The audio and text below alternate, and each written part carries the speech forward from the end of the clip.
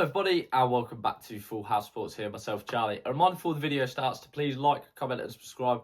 Anything you guys do is greatly appreciated as I try to become a one-man sports news bandwagon. I am trying to keep up with all what is going on, but it has been a busy couple of days for me, so apologies for that. Now, the WBC convention has been happening in Thailand. I spoke about it the other day on my channel with the announcement from Alexander Usyk that he was interested in a fight with Deontay Wilder.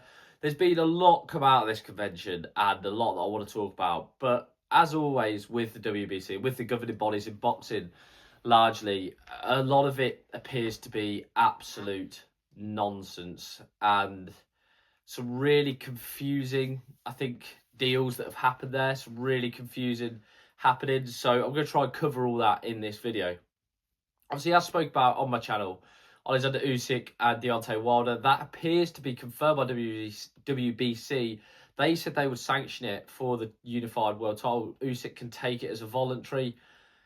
I'm not entirely sure how that's being sanctioned for a world title. Is he even in the WBC's top 15, Deontay Wilder? I'd have to check that. But even so, I don't necessarily think that should be a world title fight. And I'd be interested if the WBO, not WBO, sorry, that's Wardley's belt. If the IBF and the WBA would be sanctioning that as well, I'd be very surprised if they did, to be honest with you, if they did sanction that for a world title, especially when they probably have an invested interest in taking one of their mandatories and having one of their mandatories fight Usyk.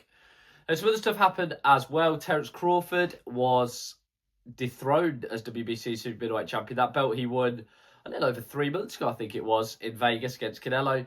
This is due to the fact that Crawford didn't pay the sanctioning fee, which, listen, he came out on his Instagram and said quite publicly, well, you're charging me too much. You're charging way more than the other governing bodies. I'll be honest with you, I think the conspiracy side to me thinks that this is a way of getting Canelo back in the title picture. We know Mauricio Sulaiman and the WBC love Canelo. It looks like Hamza Shiraz versus Christian Mbili is going to be ordered for the WBC title. Would it surprise you if Shiraz won that and then it was Shiraz-Canelo? Because that's a fight Turki Al-Sheik's been interested in making since Hamza Shiraz starched Edgar Berlanga in New York. So it wouldn't surprise me if that's a way of doing that. I'm really gutted though for Crawford's sake because I think it's just harsh on him, to be honest, to just strip him straight away.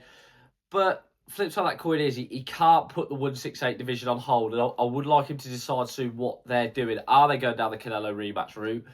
Is he looking at boots? What's going on? Because there's 4 belts, there's some good fighters at 168 who are sort of waiting to see what happens with the title picture. Also, Conor Benn has found himself mysteriously and magically at #1 in the WBC rankings at welterweight. If, pop quiz question, what year did he last have a welterweight fight in? Well, the answer would be 2022.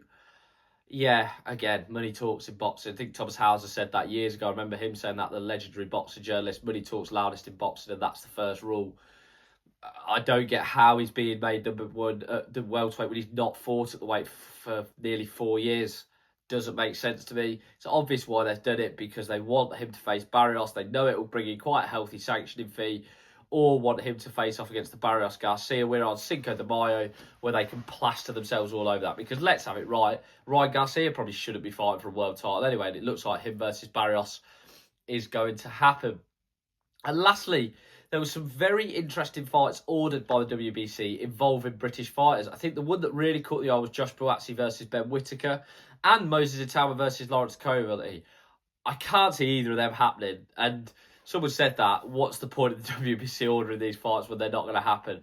I think Itauma's firmly committed, I think, to the WBO route. I think that's the way they're going to go. He's ranked #1 with them. It makes perfect sense, although there is the issue over Wardley and Ben Davison. I think Whittaker, they're going to try and stay away from the British domestic scene by the looks of it if he's going to America.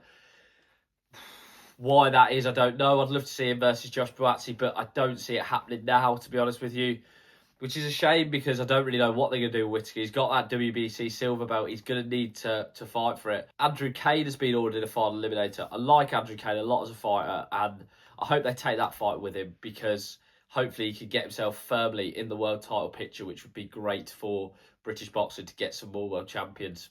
But we'll have to wait and see. As always, peculiar happenings with the governing bodies in boxing. it's laughable at times, but who knows.